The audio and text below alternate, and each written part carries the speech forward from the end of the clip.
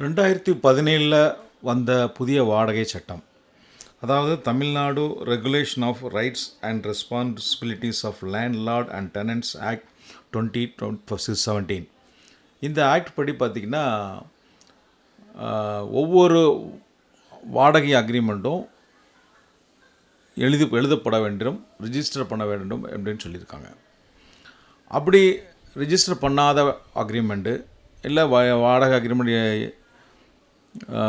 எழுதப்படலை அப்படின்னா இந்த புதிய வாடகை சட்டத்தின் அடிப்படையில் காலி பண்ணுறதுக்கு ஆர்எல்டிஓபி போடலாமா போட முடியாதா, எந்த மாதிரி சமயத்தில் ஆர்எல்டிஓபி எவிக்ஷன் கேஸ் ஃபைல் பண்ணலாம், அதை பற்றி மெட்ராஸ் ஹைகோர்ட் ஜட்ஜ்மெண்ட், அதுவும் குறிப்பாக இந்த வி கணேஷ் வெர்சஸ் பாலாஜி என்ற வழக்கில் 2025 வழங்கப்பட்ட தீர்ப்பில் என்ன சொல்கிறாங்க அதைத்தான் நம்ம பார்க்க போகிறோம். வாங்க இந்த வீடியோக்குள்ளே போகலாம். வணக்கம், நான் உங்கள் ரஸியா கலி.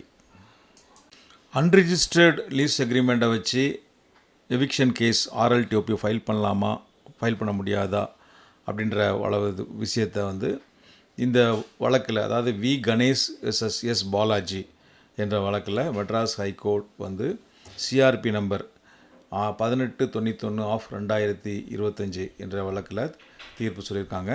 இந்த தீர்ப்பு என்றைக்கு வந்ததுன்னா 29 ஏப்ரல் 2025 வந்தது. இந்த வழக்கின் பேக்ரவுண்ட் எப்படி என்னென்னா, இந்த லீஸ் அக்ரிமெண்ட் 2012 முடிஞ்சு போயிடுது, எக்ஸ்பயர் ஆகிடுது. அப்புறம் பார்த்திங்கன்னா அதுக்கப்புறம் ரிஜிஸ்டர்ட் லீஸ் அக்ரிமெண்ட் எதுவும் இல்லை. ஸோ அதுக்கப்புறம் எவிக்ஷன் கேஸ் ஆர்எல்டிஓபி அதை நீதிமன்றத்தில் ஸ்மால் காஸ் கோர்ட்டில் ஃபைல் பண்ணுறாங்க. இந்த மாதிரி சூழ்நிலையில் அந்த கேஸ் மெயின்டெனபிலிட்டி கிடையாது, ஆர்எல்டிஓபி மெயின்டெனபிலிட்டி கிடையாது அப்படின்னு சொல்லி ஒரு பெட்டிஷன் ஃபைல் பண்ணுறாங்க. அதில் என்ன தீர்ப்பாகுதுன்னா, அந்த பெட்டிஷன் ரிஜெக்ட் பண்ணிடுறாங்க. அதுக்கு மேலே தான் ஹைகோர்ட்டில் இந்த சிஆர்பி ஃபைல் பண்ணுறாங்க. இந்த வழக்கோட detailed facts of the case எப்படி என்னன்னு சொன்னால், டெனன்சி அக்ரிமெண்ட் 30/7/2004 போடுறாங்க. அதாவது அந்த நியூ டெனன்சி ஆக்ட் வர்றதுக்கு முன்னாடியே இந்த டெனன்சி கமெண்ட்ஸ் ஆகிடுது. டெனன்சியை அப்பப்போ ஒவ்வொரு முறையும் முடியும் போது அதை ரெனியூ பண்ணிகிட்டே இருக்காங்க. கடைசியாக 20/10/2012 அன்றைக்கி அந்த டெனன்சி அக்ரிமெண்ட்டை ரெனியூ பண்ணுறாங்க. அதுவும் பார்த்திங்கன்னா அந்த புது டெனன்சி ஆக்ட் வருவதற்கு முன்னாடி. அதுக்கப்புறம் பார்த்திங்கன்னா வாட்ஸ்அப் கம்யூனிகேஷன் மூலிமா டெனன்சியை ரெனியூ பண்ணுறாங்க, ரெண்ட்டை இன்க்ரீஸ் பண்ணுறாங்க. ஒவ்வொரு இடத்துலேருந்து பார்த்திங்கன்னா ஒவ்வொரு ஸ்டேஜில் ரெண்ட்டு 12,000 இருக்குது, அதில் 15,000 மாற்றுறாங்க. அதுக்கப்புறம் ஒரு பீரியடில் 17,250 மாற்றுறாங்க. இப்படி ஒவ்வொருத்தரையும் ஏற்றுறாங்க. இதெல்லாம் வாட்ஸ்அப் கம்யூனிகேஷனில் நடக்குது. ஆனால் ரிஜிஸ்டர்டு எந்த அக்ரிமெண்ட்டும் அந்த ஃபர்தராக ரினியூவல் அக்ரிமெண்ட் எதுவும் ரிட்டர்னாக போடலை, ரிஜிஸ்ட்ரேஷனும் பண்ணல. ஸோ இந்த மாதிரி சமயத்தில் லேண்ட்லார்டு ஆர்எல்டிஓபி நியூ டெனன்சி ஆக்டில் ஃபைல் பண்ணுறாங்க. அந்த இது நம்பர் ஆகிடுது. ஸோ நம்பர் ஆனதுக்கப்புறம் டெனண்ட் ஒரு பெட்டிஷன் ஃபைல் பண்ணுறாங்க. என்ன பண்ணுறாங்க, இது ஆர்எல்டிஓபி மெயின்டெனபிள் கிடையாது, அதை ரிஜெக்ட் பண்ணணும் அப்படின்னு சொல்லிட்டு பெட்டிஷன் ஃபைல் பண்ணுறாங்க. அதை விசாரணை பண்ண அந்த ஃப்ரண்ட் கண்ட்ரோலர், அதாவது அந்த ஆர்எல்டிஓபி நீதிபதி என்ன பண்ணுறாங்க, அந்த கேஸை அந்த பெட்டிஷனை டிஸ்மிஸ் பண்ணிடுறாங்க. அதுக்கு மேலே அந்த டெனண்ட்டை சிஆர்பி ஃபைல் பண்ணுறாரு. இந்த சிஆர்பி ஃபைல் பண்ண டெனண்ட்டு என்ன மாதிரி வாதத்தை முன்வைக்கிறாங்க அப்படின்னு சொல்லி பார்த்தீங்கன்னா, இந்த டெனன்சி அக்ரிமெண்ட் ரினியூ பண்ண வாட்ஸ்அப் மூலயமா ரினியூ ஆகிருக்கு. ஆனால் ரினியூ ஆனாலும் இது ரெண்ட்டும் வாட்ஸ்அப் மூலயமா இன்க்ரீஸ் பண்ணப்பட்டிருக்கு, ரினியூ ஆகிருக்கு. பட் அந்த லீஸ் அக்ரிமெண்ட்டு ரிஜிஸ்டர் பண்ணல. அந்த ஆக்ட் படி இந்த புதிய வாடகை சட்டத்தில் சொன்னபடி அந்த ஆக்ட் லீஸ் அக்ரிமெண்ட் போடலை, ரிஜிஸ்டர் பண்ணப்படலை. அதனால் அந்த டெனண்ட்டை சிஆர்பி ஃபைல் பண்ணி இந்த ஆர்எல்டிஓபி நம்பர் பண்ணது தப்பு, அதை அந்த ஆர்எல்டிஓபி கைஸை ரிஜெக்ட் பண்ணணும். ஏன்னு கேட்டிங்கன்னா லீஸ் அக்ரிமெண்ட் ரிஜிஸ்டர் ஆகலை. இந்த வழக்கை பொறுத்த வரைக்கும் நியூ டெனன்சி ஆக்ட் அப்ளிகபிள் ஆகாது, ஆர்எல்டிஓபி மெயின்டெனபிலிட்டி கிடையாது, மெயின்டைன் ஆகாது அப்படின்ற வாதத்தை இந்த டெனண்ட் முன்னுக்கு வைக்கிறாங்க. இந்த வழக்கில் எதிர்மனுதாரர், அதாவது லேண்ட்லார்டு என்ன மாதிரி வாதத்தை முன் வைக்கிறாங்க அப்படின்னு சொன்னால், இது 29/10/2012 அப்புறம் நாங்கள் டெனன்சி அக்ரிமெண்ட்டை ரினியூ பண்ணல.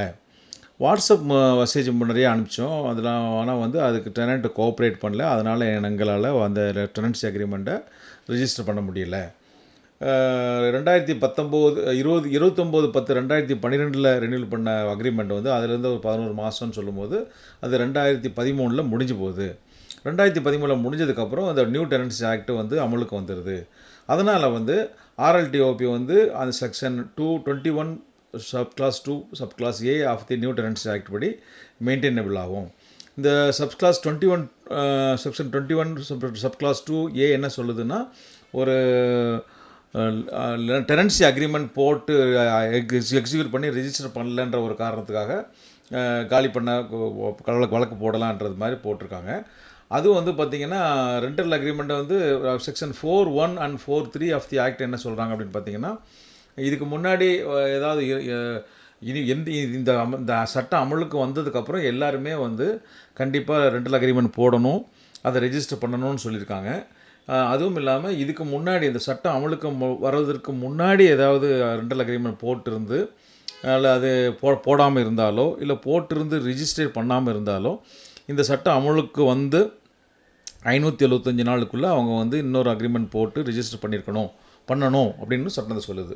ஸோ இந்த ரெண்டு இதையும் இந்த இந்த இந்த வழக்கை பொறுத்த வரைக்கும் 2012 அக்ரிமெண்ட் போட்டோம், அது ரினியூவல் பண்ணோம். அது வந்து 2013 முடிஞ்சுது.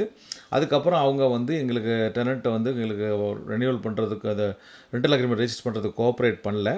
அதனால் இது வந்து அந்த செக்ஷன் 21(2) சப் கிளாஸ் ஏல சொல்லப்பட்ட கிரவுண்ட் படி, அதாவது வந்து லேண்ட்லார்டுக்கும் டெனண்ட்டுக்கும் ரெஜிஸ்டர் அக்ரிமெண்ட் இல்லைன்ற காரணத்துக்காக ஆர்எல்டிஓபி போடுறதுக்கு எங்களுக்கு முழு உரிமை இருக்குது, கேஸ் மெயின்டைன் ஆகும் அப்படின்னு சொல்லி அவங்களுடைய வாதத்தை முன்னுக்கு வைக்கிறாங்க.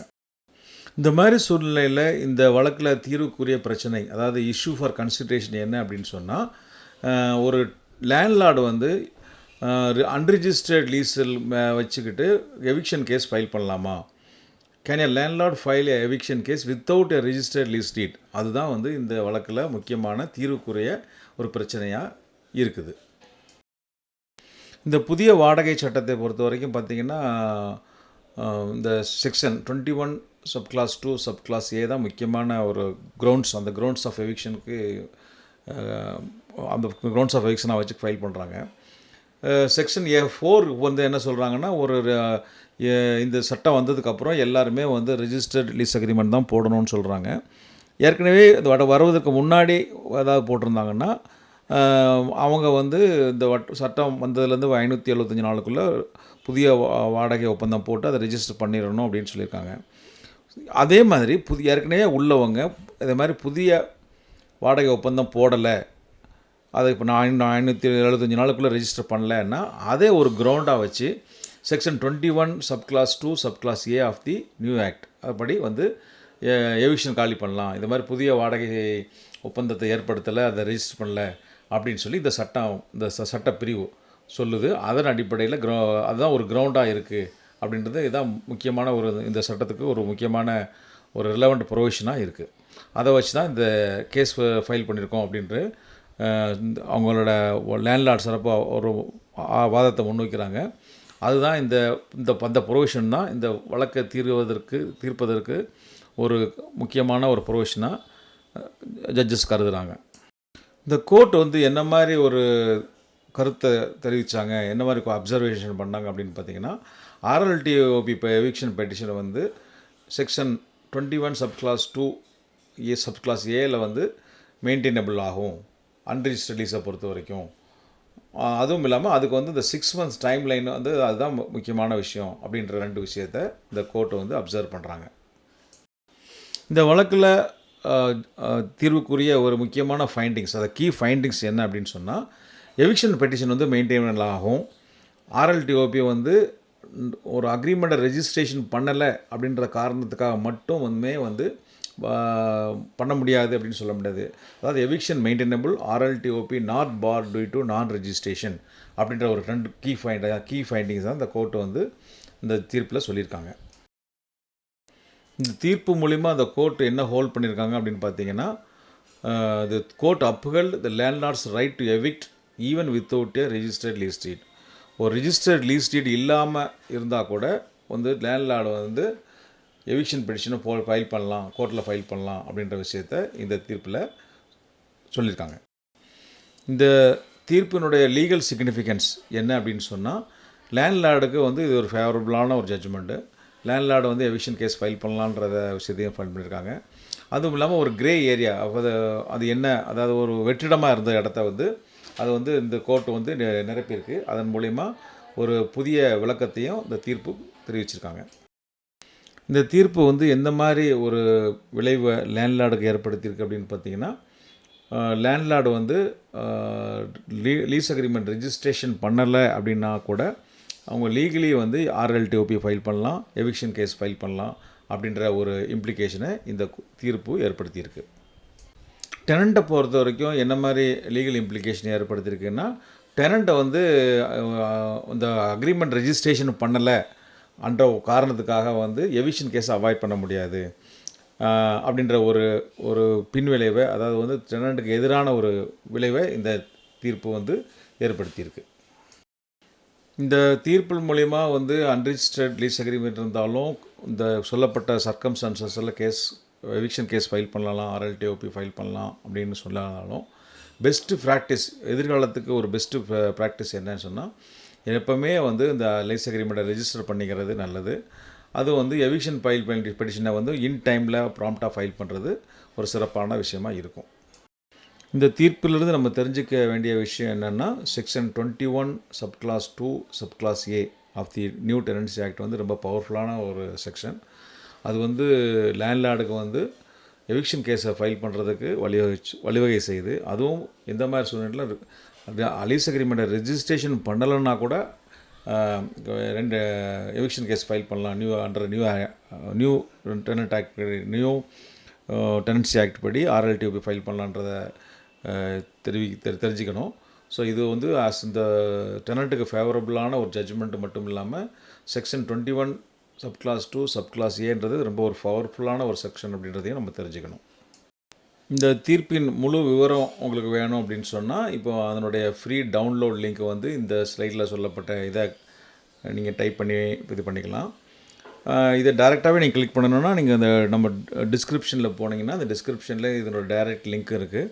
ஸோ அந்த டிஸ்கிரிப்ஷனை பார்த்துட்டு அந்த டைரக்ட் லிங்க்கை கிளிக் பண்ணிங்கன்னா அந்த முழு ஜட்ஜ்மெண்ட்டு என்னன்றதை பார்த்துக்கலாம், நீங்கள் டவுன்லோடும் பண்ணிக்கலாம். இதுவும் இல்லாமல் இதுக்கு அடுத்தாப்பில் நான் இன்னொரு வீடியோவில் வந்து வேறு ஒரு ஜட்ஜ்மெண்ட், ரொம்ப லேண்ட்மார்க் ஜட்ஜ்மெண்ட், அதை வந்து அதை பற்றி நான் ஒரு வீடியோ போடுறேன். அது பார்த்திங்கன்னா ரொம்ப பவர்ஃபுல்லான ஒரு வழக்கு. அந்த வழக்கில் பார்த்திங்கன்னா இதை விட, அதாவது என்ன கேஸ்னால் ஆண்டாள் வெர்சஸ் லாரன்ஸ், அந்த வழக்கில் வந்து இதை விட அதிகமான ஒரு பெரிய கிஃப்ட்டை வந்து லேண்ட்லார்டுக்கு நம்ம சென்னை உயர்நீதிமன்றம் கொடுத்துருக்காங்க. அந்த வழக்கினோட சாராம்சங்கள் என்னன்றதை அடுத்த வீடியோவில் பார்ப்போம்.